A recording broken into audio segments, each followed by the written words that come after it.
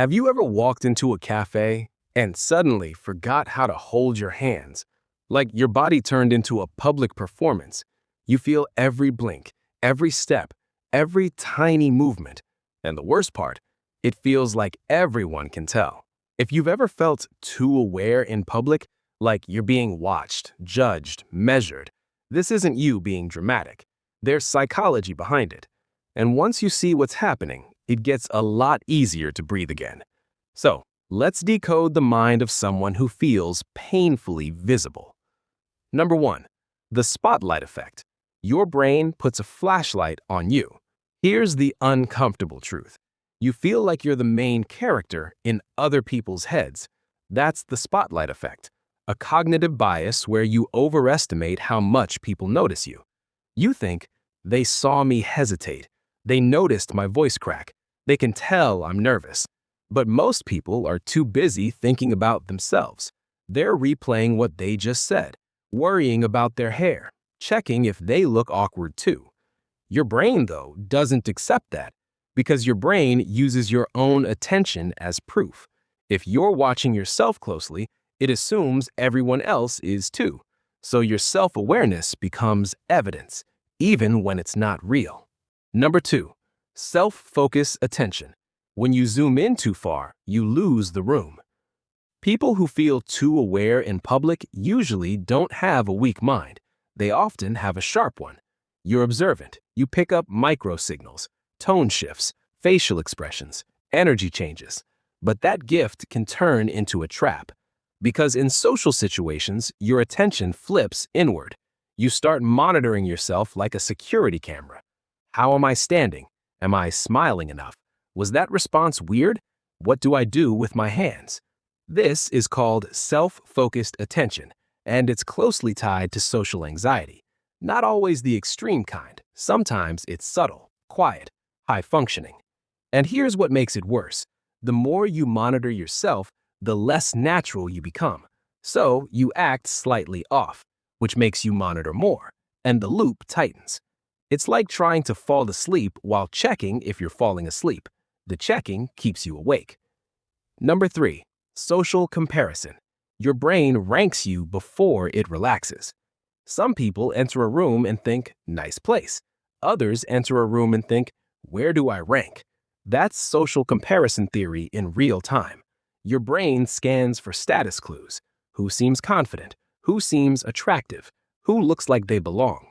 And if you grew up in environments where approval mattered a lot, where being liked felt like safety, your brain learned something early. Public equals evaluation. Evaluation equals danger. So now your nervous system doesn't treat a grocery store like a grocery store. It treats it like a stage. And stages create pressure. Because when your brain compares you to others, it creates a gap. Them calm, you tense. Them effortless, you trying. Even if that gap is imaginary, your body reacts like it's real. Tight chest, dry throat, restless hands, overthinking every second. Number 5. Hypervigilance. When your body expects judgment, it starts hunting for it. Let's go deeper. Sometimes too aware isn't just a thought problem, it's a nervous system pattern. If you've experienced criticism, embarrassment, bullying, or unpredictable reactions from people, especially early in life, your body may have adapted by becoming hypervigilant.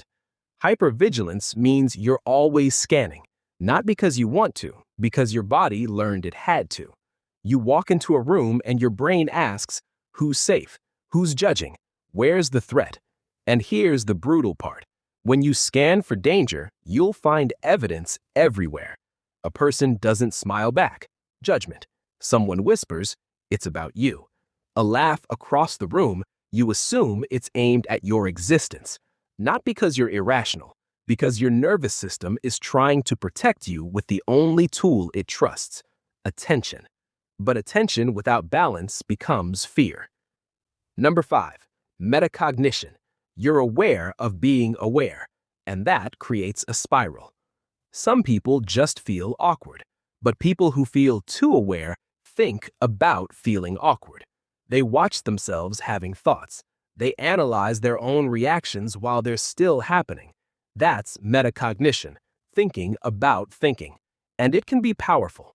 It's what makes you reflective, emotionally intelligent, deep. But in public, it can turn into a mirror facing a mirror. You notice your heart race. Then you notice that you noticed it. Then you worry that others will notice. Then you try to control it. Then the control fails. Then you feel exposed. Now you're not just anxious. You're anxious about being anxious. And when your brain believes a feeling is visible, it intensifies it because it thinks visibility equals vulnerability. So, what do you do with this? Do you just accept being trapped in your head every time you step outside? No. Here's the shift that changes everything. Your goal isn't to become less aware. Your goal is to move your awareness outward, because the cure for too aware is not fighting your mind. It's redirecting your attention. Next time you feel that everyone's watching sensation, try this. Name 5 details in the environment: the color of the wall, the texture of a table, a sound in the distance, the shape of someone's shoes, the temperature of the air. Not to distract yourself, to remind your nervous system, I'm here, not inside me. Then remember the simplest truth that your brain forgets in public. Most people aren't studying you. They're surviving their own thoughts. And the ones who do judge, they're usually doing it because they're also insecure. Confident people don't waste attention like that. So, if you're someone who feels too aware in public, that doesn't mean you're broken. It often means you're sensitive, perceptive, highly tuned. But you've been aiming that sensitivity at yourself like a spotlight. Turn it into a lamp instead. Light up the room, not your flaws. If this hit a little too close, you're not alone.